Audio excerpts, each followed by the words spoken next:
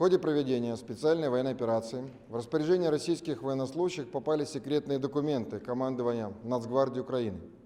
Эти документы подтверждают скрытую подготовку киевским режимом наступательной операции на Донбассе в марте 2022 года. Минобороны России публикует оригинал секретного приказа командующего Национальной гвардии Украины генерал-полковника Балана от 22 января 2022 года. Приказ об организации подготовки батальонной тактической группы 4-й бригады оперативного назначения для выполнения боевых специальных задач в операции Объединенных сил в составе бригады Вооруженных сил Украины. Документ адресован начальникам Северного Киевского, Южного Одесского и Западного территориальных управлений Нацгвардии Украины.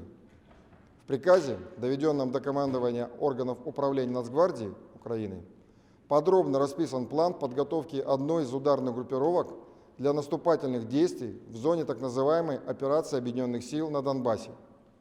Документом утверждается организационно-штатная структура батальонно-тактической группы 4-й бригады оперативного назначения Нацгвардии, организация ее всестороннего обеспечения и переподчинения 80-й отдельной десантно-штурмовой бригаде Украины. Особо отмечу, что данное соединение десантно-штурмовых войск Украины с 2016 года натаскивалась американскими и британскими инструкторами по программам подготовки натовского стандарта во Львове. В соответствии с приказом заместителю командующего Нацгвардии была поставлена задача с 7 по 28 февраля 2022 года организовать боевое слаживание батальонно-тактической группы Нацгвардии в составе 80-й отдельной десантно-штурмовой бригады Вооруженных сил Украины.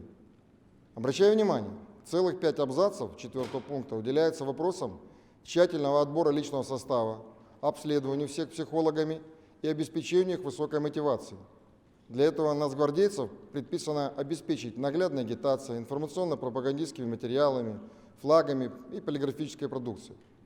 Заместителю командующего Нацгвардии по кадрам приказано организовать действенную систему морально-психологического обеспечения батальонно-тактической группы 4-й бригады оперативного предназначения, внутреннюю коммуникацию командиров с подчиненными, информирование. При этом важно обеспечить разъяснение личного состава, решение руководства и важности выполнения предстоящих задач.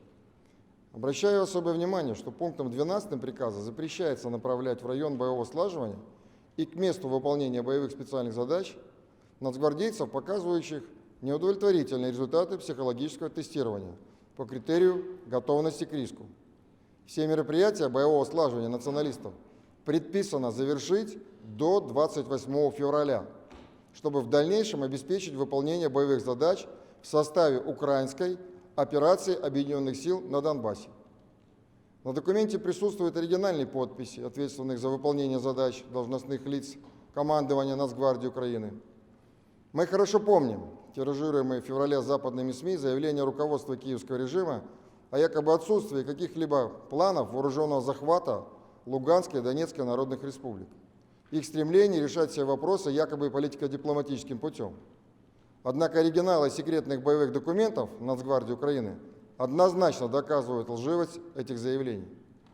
Проводимая с 24 февраля специальная военная операция российских вооруженных сил упредила и сорвала широкомасштабное наступление ударных группировок войск Украины на неподконтрольную Киеву Луганскую и Донецкую Народную Республику в марте этого года. Таким образом, остается невыясненным пока только один вопрос: насколько глубоко в планировании и подготовку операции по штурму Донбасса украинской межведомой группировкой войск в начале марта было вовлечено руководство США и их союзники по НАТО. Все те, кто сегодня так печется о мире на Украине.